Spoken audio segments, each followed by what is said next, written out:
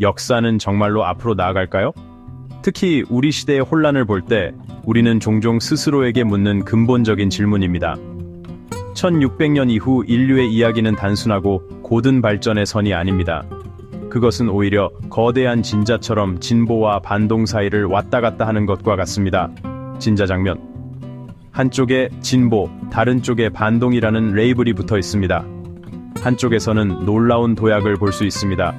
이러한 도약은 새로운 아이디어, 획기적인 기술 자유와 평등, 이러한 힘들은 더 큰 개방성 번영, 더 많은 사람들을 위한 더 나은 삶, 우리가 물려받은 세상보다 더 나은 세상을 만들 수 있다는 깊은 희망을 나타냅니다. 진자의 다른 쪽에서는 강력한 반동 세력을 발견합니다.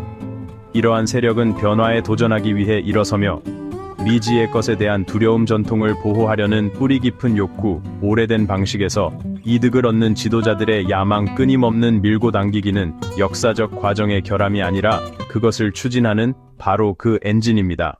현대 진보의 이야기는 1600년대에 사람들이 우주를 이해하는 방식에 대한 심오한 변화와 함께 진정으로 시작됩니다. 이 시기는 과학혁명의 시대였습니다. 갈릴러 갈릴레이, 아이작 뉴턴, 프랜시스 베이컨, 그들은 고대 문헌이나 종교적 도그마에 의존하지 않았습니다. 대신 그들은 급진적인 새로운 방법을 제안했습니다.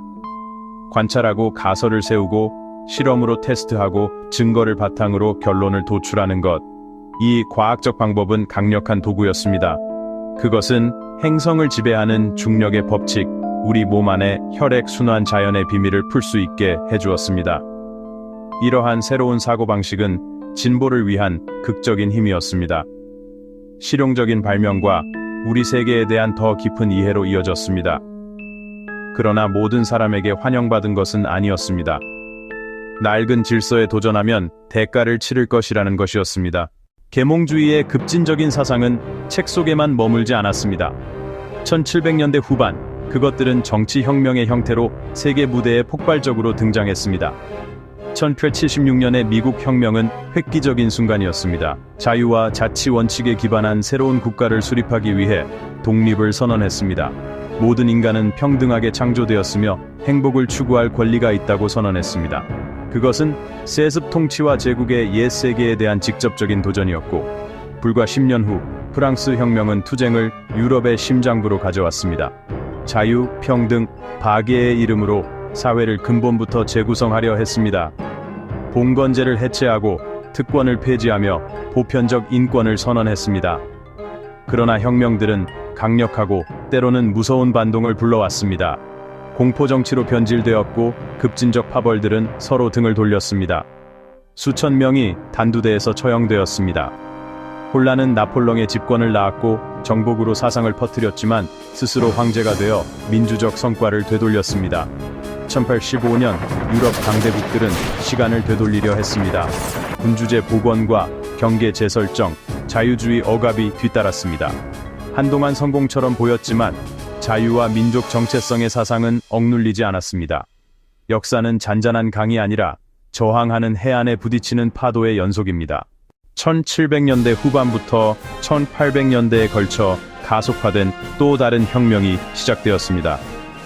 정치가 아닌 기술이 추진했습니다. 증기기관, 역직기, 전신은 세상을 근본적으로 재편했습니다. 처음으로 인간은 자신의 근육을 뛰어넘는 동력을 활용했습니다. 철도와 증기선, 전신으로 거리가 단축되고 세상이 연결되었습니다. 상품, 사람, 아이디어의 흐름이 가속화되었습니다. 사람들이 공장을 향해 이동하며 도시가 팽창했습니다. 상인과 발명가, 공장주가 등장했고 새로운 중산층이 오래된 귀족 지배에 도전했습니다. 수십 톤의 강철, 수마일의 철도, 생산 능력이 진보를 측정했습니다. 끝없는 성장의 미래처럼 보였습니다. 그러나 공장은 종종 끔찍한 작업 환경의 위험한 장소였습니다. 남성, 여성, 아주 어린 아이들까지 긴 시간 낮은 임금으로 일했습니다. 과밀한 빈민가의 콜레라와 장티푸스가 만연했습니다.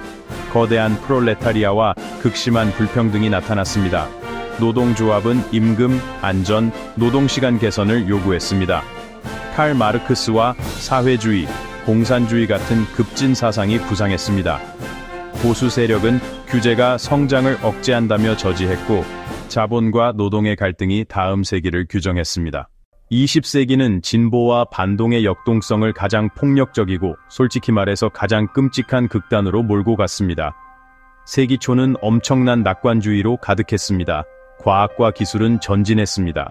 자동차, 비행기, 라디오는 세상을 더 작게 만들었습니다. 의학적 돌파구가 질병을 정복하기 시작했습니다. 여성 참정권은 평등의 진전을 이뤘습니다. 그러나 이 낙관은 제1차 세계대전으로 산산조각 났습니다. 산업기술은 기관총과 독가스, 포병으로 전례 없는 살육을 만들었습니다. 러시아, 오스트리아 헝가리, 독일, 오스만 제국이 무너지며 불안정이 확산되었습니다. 이탈리아의 파시즘과 독일의 나치즘이 성장했습니다. 민주주의와 개인의 권리, 이성을 경멸했습니다. 현대 기술로 선전을 퍼뜨리고 야만적 비전을 실행했습니다. 그 결과는 제2차 세계대전과 홀로코스트였으며 인류 현대사의 최저점이었습니다. 동시에 소련은 전체주의 아래 수백만을 희생시켰습니다. 그러나 잿더미 속에서 유엔과 세계 인권선언이 탄생했습니다. 1991년 냉전 종식 이후 새로운 진보의 시대가 열렸습니다. 바로 세계화입니다. 자유민주주의와 시장 자본주의의 승리처럼 보였습니다. 개인용 컴퓨터, 인터넷, 모바일 기술이 폭발했습니다. 정보와 돈, 문화가 경계를 넘나들었습니다. 특히 아시아에서 수억 명이 빈곤을 벗어났습니다. 놀라운 상호 연결성과 성장의 시기였습니다. 인터넷은 시민을 조직하게 했고 민주화의 힘으로 환영받았습니다. 하지만 세계화는 승자와 패자를 만들었습니다. 급격한 유입이 정체성을 침식한다는 불안이 커졌습니다. 자국 우선주의와 장벽, 무역이민 제한을 내건 지도자들이 부상했습니다. 강대국 경쟁이 재등장했습니다. 인터넷은 잘못된 정보와 분열도 증폭했습니다. 글로벌 통합은 부족주의의 끌어당김과 맞붙었습니다. 지난 400년을 돌아보면 이야기는 단순한 승리가 아닙니다. 두 가지 근본적인 인간 충동 사이에 복잡하고 때로 피비린내 나는 투쟁입니다. 첫 번째는 더 배우고 더 만들고 더 큰 자유를 요구하는 진보입니다.